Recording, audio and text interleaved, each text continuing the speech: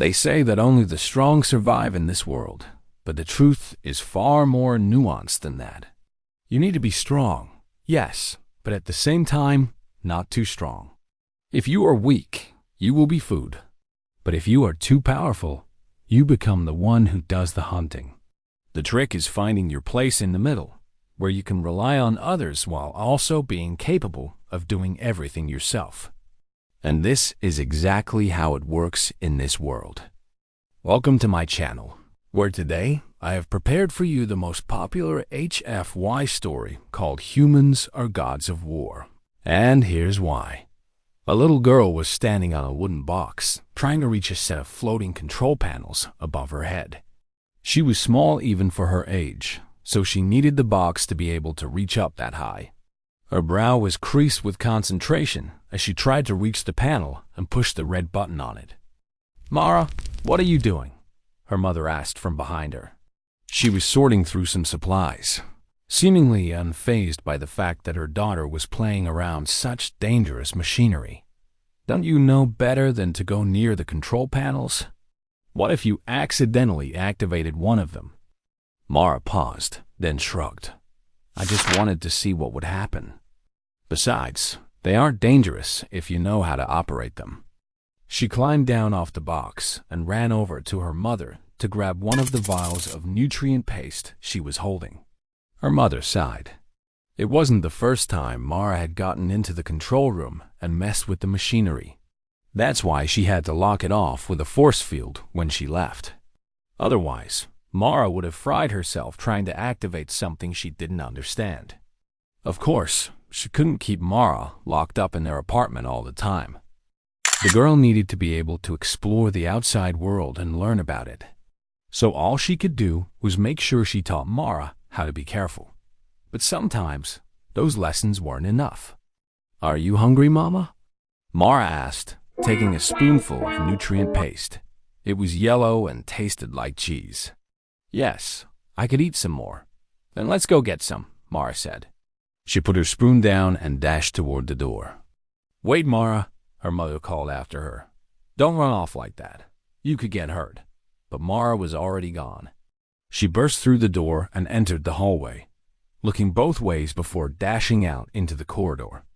The apartment complex was located on an asteroid in deep space, so there were no roads or vehicles to worry about. Only other pedestrians rushing through the corridors to their destinations. Mara dodged around them easily, weaving through the crowd until she reached the elevator.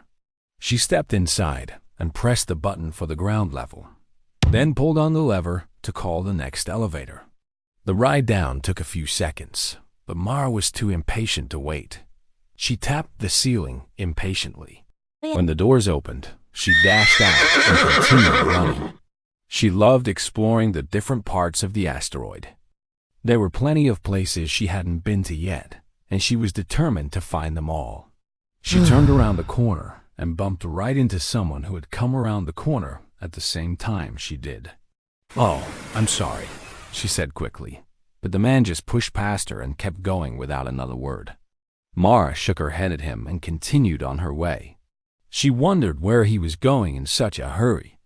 She rounded another corner and found herself in a large room with a high ceiling. In the center of the room was a massive pool of water surrounded by rocks and trees. And in the water was a man. He was sitting cross-legged and meditating, his eyes closed. Mara knew he was there because she could hear the splashing of the water as he breathed. She stood there watching him for a moment, wondering what he was doing. Then she decided to get a closer look. As she approached the pool, the man opened his eyes. He looked up at Mara and smiled. "Hello there, little one," he said. "Can I help you?" Mara hesitated. She wasn't sure if she should tell him what she was doing, but then she decided to be honest. "I'm looking for food. I haven't eaten in a while," she said. The man nodded understandingly. "I see. Well, you're in luck. I just finished preparing dinner. Would you like to join me?" Mara's eyes widened. "Really? That would be great. Thank you," she said. She sat down beside him on the rock and watched as he began to eat. He took a piece of fish in his hand and dipped it into the water. "This is delicious," Mara exclaimed as soon as the fish touched her tongue. "Where did you get it?" "I caught it," the man said proudly. "I'm good friends with the space whales that live in the ocean. They often share their food with me." Mara looked out at the water and imagined giant whales swimming past the asteroid, leaping through the air and crashing back down into the water. "Wow," she whispered. "That sounds amazing."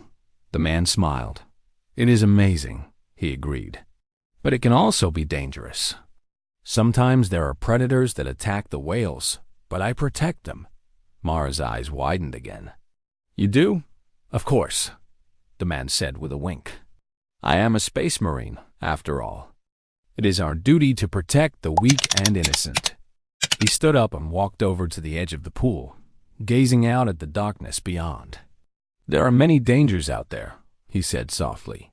"But as long as I am here, the space whales are safe." Mara watched the man with admiration. She wished she could be like him, strong and brave and willing to help others.